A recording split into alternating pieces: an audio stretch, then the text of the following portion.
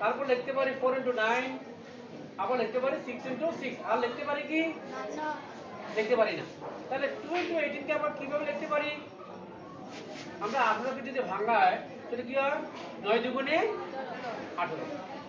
9 কে যদি আবার ভাঙিয়ে নিই কত হবে? 3 তিরিকা 9। তাহলে কি হয়? এটাকে যদি আমরা গুছিয়ে লিখি 2 ইন্টু 2 ইন্টু 3 ইন্টু 3।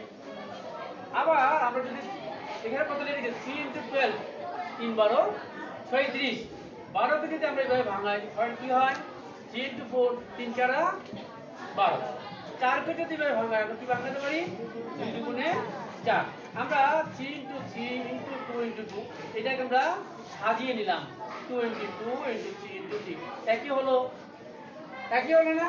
আচ্ছা, এইবারে যদি আমরা 4 ইন্টু 9, 4 9 36, 4 কে ভাঙিয়ে নিলাম 2 দুগুণে 4 ইন্টু 9।